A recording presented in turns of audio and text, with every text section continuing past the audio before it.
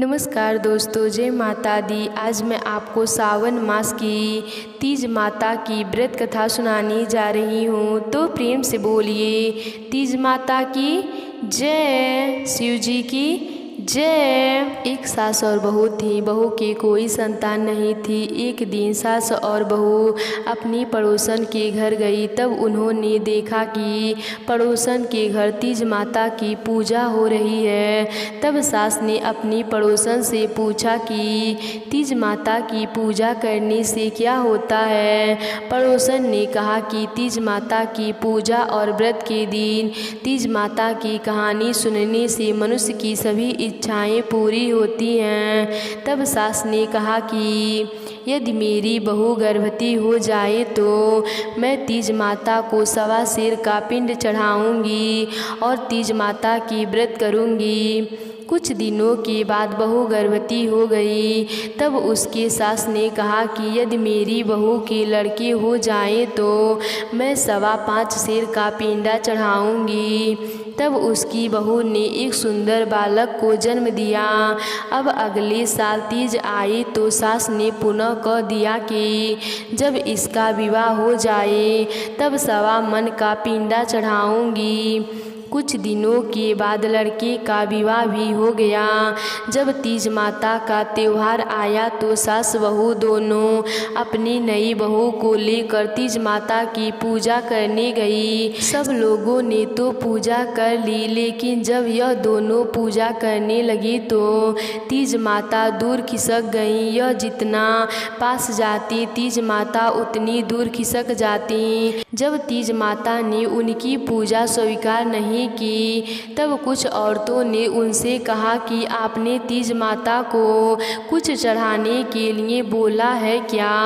तब सास ने कहा कि हाँ, बोला तो था।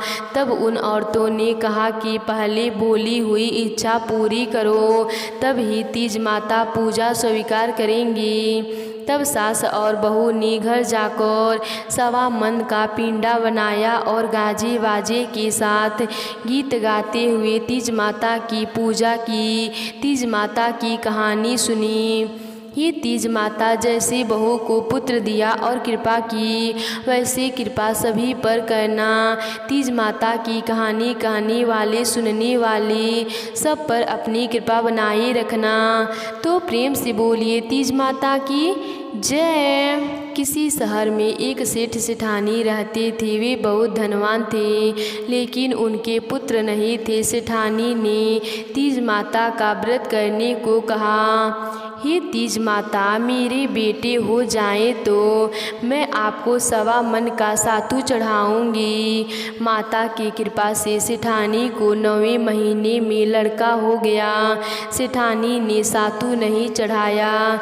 समय के साथ सेठानी को 7 बेटे हो गए, लेकिन सेठानी सातू चढ़ाना भूल गई। पहले बेटे का विवाह हो गया। सुहाग रात के दिन सोया हुआ तो आधी रात को सांप ने आकर डस लिया और उसकी मृत्यु हो गई। इसी तरह उसके 6 बेटों की विवाह उपरांत मृत्यु हो गई। 7वें बेटे की सगाई आने लगी। सेठ सेठानी मना करने लगे तो गांव वाले के बहुत कहने व समझाने पर सेठ सेठानी बेटे की शादी के लिए तैयार हो गए।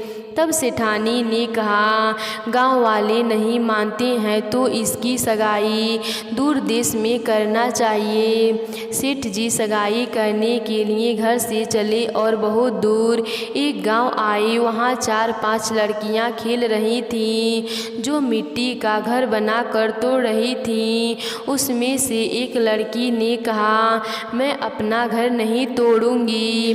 सेठ जी को वह लड़की समझदार लगी। खेल कर जब लड़की वापस अपने घर जाने लगी तो सेठ जी भी पीछे पीछे उसके घर चल गए।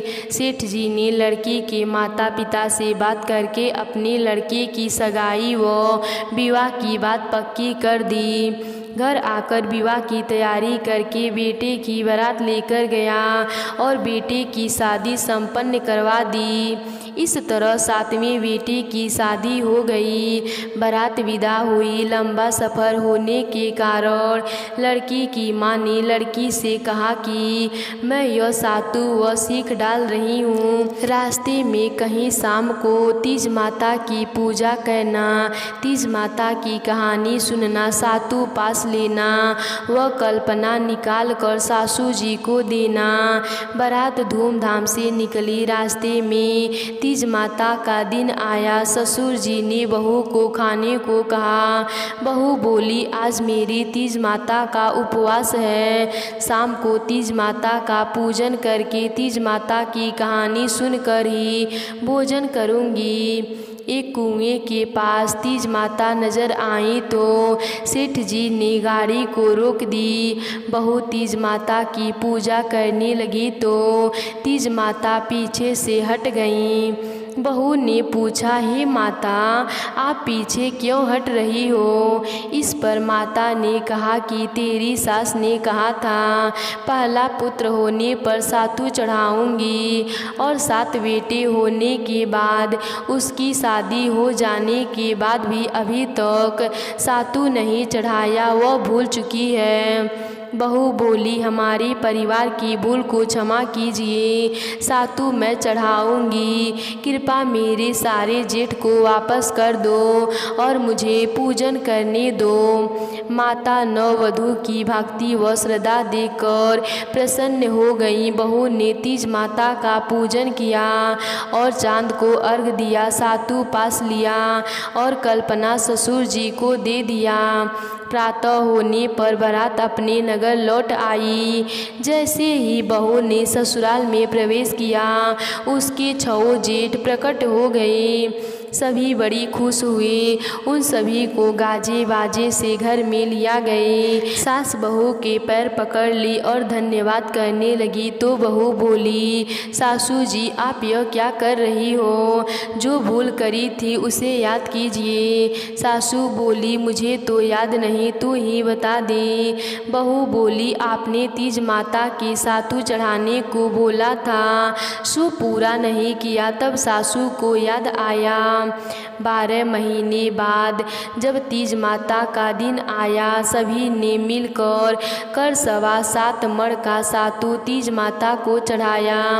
श्रद्धा और भक्ति भाव से गाजे बाजे के साथ तीज माता की पूजा की, बोलना पूरी की। हे भगवान, उसके आनंद हुआ वैसे सबके होने, कोटि की खरी अधूरी को पूरी करना। तो प्रेम से बोलिए तीज माता की जय। एक साहूकार था, उसके 7 बेटे थे। उसका सबसे छोटा बेटा पागल व पाँव से अपाहिज था।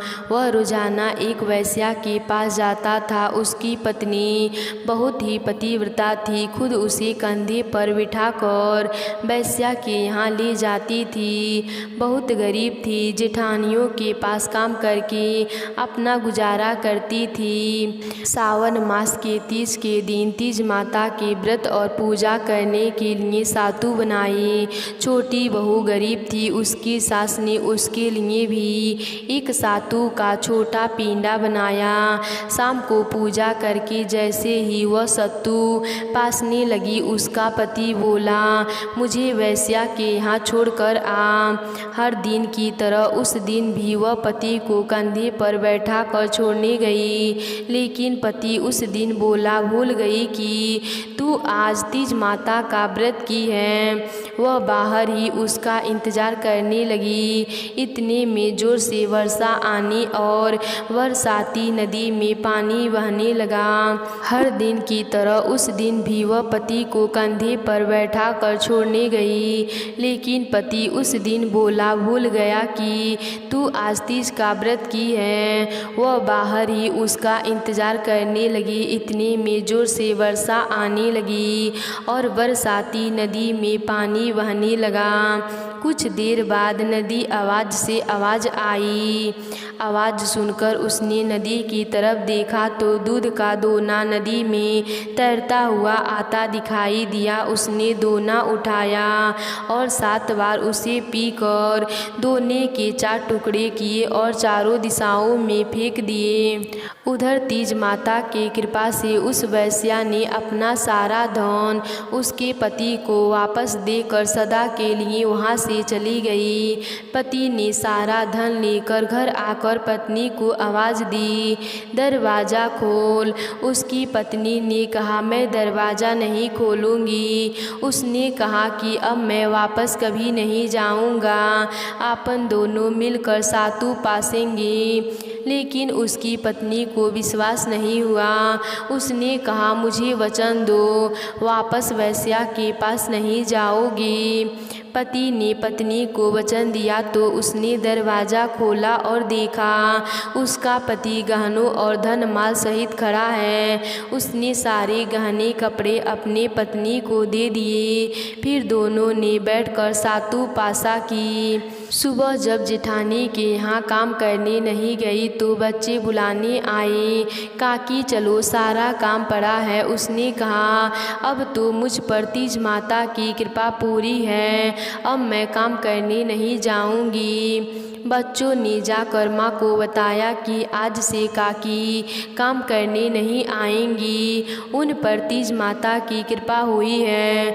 वह नए नए कपड़े गहने पहन कर बैठी हैं और काका जी भी घर पर बैठे हैं। सभी लोग बहुत खुश हैं। हे तीज माता, जैसे आप उन पर प्रसन्न हुए वैसे ही आपकी व्रत करने वाले और कथा कहानी सुनने वाले सब पर प्रसन्न होना। तो प्रेम से बोलिए तीज माता की जय। एक गांव में एक गरीब ब्राह्मण था। सावन आने पर ब्राह्मणी ने तीज माता का व्रत रखा। ब्राह्मणी ने कहा, आज मेरा तीज माता का व्रत है, कहीं से चने का सातु लेकर आओ।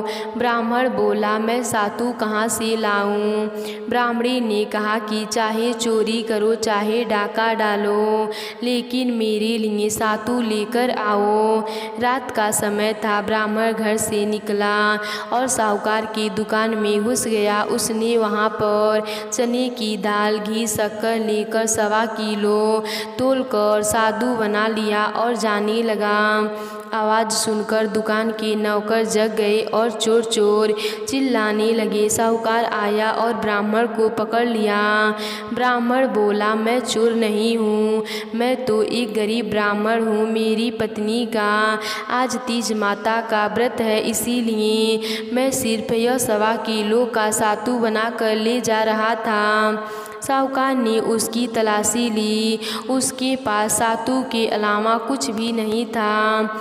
चांद निकल आया। ब्राह्मणी इंतजार ही कर रही थी। साहूकार ने कहा कि आज से तुम्हारी पत्नी को मैं अपने धर्म का बहन मानूंगा।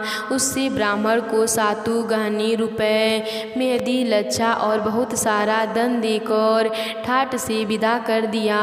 ब्राह्मण ने सातु लेकर घर आया और ब्राह्मणी ने तीज माता का व्रत पूरा किया। अब खुशी खुशी ब्राह्मण और ब्राह्मणी रहने लगे। तो प्रेम से बोलिए तीज माता की जय। किसी गांव में एक बुढ़िया माई रहती थी। बुढ़िया माई गणेश भगवान जी की परम भक्त थी। सुबह उठती गणेश भगवान जी का नाम लेती, स्नान आदि से निवृत्त होकर मिट्टी का गणेश भगवान बनाती और फिर उन्हें जल चढ़ाती। रोली मोली चंदन लगाकर फूल फल आदि से पूजन करती, कथा कहानी सुनती, कीर्तन करती और फिर गणेश भगवान जी को भोग लगाती। परंतु बुढ़िया माई के साथ एक बड़ी मुश्किल थी कि उसे हर रोज गणेश भगवान जी की मूर्ति बनानी पड़ती थी, क्योंकि जब भी वह मिट्टी के गणेश भगवान जी पर जल चढ़ाती थी तो थोड़ी देर बाद वह गल जाते थे। एक दिन बुढ़िया माई ने देखा कि उसके घर के सामने एक सेठ जी की बड़ी बढ़िया कोठी बन रही है। सफ़ेद पत्थर से काम हो रहा है। यह देखकर बुढ़िया माई वहाँ काम कर रहे मजदूरों के पास गई और बोली, भाई तुम तो इतने अच्छे कारीगर हो, मेरा भी एक काम कर दो। मजदूर ने पूछा, क्या काम है बुढ़िया माई? माई ने कहा, भाई मैं रोज़ मिट्टी के गणेश भगवान जी बनाती हूँ, पर जैसे ही जल चढ़ाती हूँ वह कुछ ही देर में गल जाते हैं। तुम्हारे पास तो इतने सारे पत्थर हैं, मुझे पत्थर के एक गणेश भगवान जी बना कर दे दो, तुम्हारा भला होगा। गणेश भगवान जी तुम्हारी सभी इच्छाएं पूरी करेंगे। तब वह मजदूर बोला, बुढ़िया माई, सेठ ने देख लिया तो हमसे लड़ेगा, और जितनी देर में मैं तेरे गणेश भगवान को बनाऊंगा उतनी देर में तो घर की एक दीवार खड़ी कर दूंगा। यहाँ से जाओ, हमारा समय खराब मत करो। यह सुनकर बुढ़िया माई को थोड़ा क्रोध आया और बोली, जिस दीवार के कारण तुम मेरे गणेश भगवान जी को नहीं बना रहे हो वो दीवार टेढ़ी हो जाएगी। ऐसा कहकर बुढ़िया माई वहाँ से चली गई। अब मिस्त्री दीवार बनाता जाए और वह दीवार टेढ़ी होती जाए। मिस्त्री ने 2-3 बार दीवार को गिराकर दोबारा बनाया, लेकिन दीवार सीधी बन ही नहीं रही थी। सारा दिन बीत गया, लेकिन तिल भर भी काम आगे न बढ़ा। शाम हुआ तो सेठ जी मकान को देखने आए। उन्होंने देखा कि आज तो कुछ भी काम नहीं हुआ है और जो एक दीवार उठाई है वह भी टेढ़ी है। सेठ जी ने पूछा, यह क्या माजरा है, आज कुछ काम क्यों नहीं हुआ और यह दीवार टेढ़ी कैसे हो गई? आज मैं मजदूरी का 1 भी रुपया नहीं दूंगा। तब मिस्त्री बोला, सेठ जी आज एक बुढ़िया माई आई थी, उन्होंने हमें पत्थर के गणेश भगवान जी को बनाने को कहा, हमने नहीं बनाया तो वह बुढ़िया माई दुखी होकर बोली, तुम मुझे गणेश भगवान जी बनाकर नहीं दे रहे हो तो गणेश भगवान जी की कृपा से तुम्हारी दीवार टेढ़ी हो जाए। सेठ जी बुढ़िया माई के जाने के बाद से तिल भर भी काम आगे नहीं बढ़ा। जैसे ही दीवार बनाते हैं यह टेढ़ी हो जाती है। ऐसा सुनकर सेठ जी बुढ़िया माई के घर पहुँचे और हाथ जोड़कर गलती की क्षमा मांगी और बोले, बुढ़िया माई ने तुम्हें सोने की गणेश भगवान जी बना कर दूंगा, बस अपनी कष्ट हरता गणेश भगवान जी से कह दो कि काम आगे बढ़ा दे, दीवार सीधी हो जाए। बुढ़िया माई ने ऐसा ही किया। तब सेठ जी ने बुढ़िया माई को सोने के एक गणेश भगवान जी बना कर दिए। बुढ़िया माई नित्य प्रतिदिन अपनी कष्ट हरता सोने के गणेश भगवान जी की पूजा करने लगी। कुछ ही समय में सेठ जी का घर बनकर तैयार हो गया। सेठ जी ने भी अपने घर में सर्वप्रथम गणेश भगवान जी को ही विराजमान किया। हे गणेश भगवान जी, जैसे आपने कृपा बुढ़िया माई और सेठ जी पर की वैसे ही सब पर करना। तो प्रेम से बोलिए गणेश भगवान जी की जय।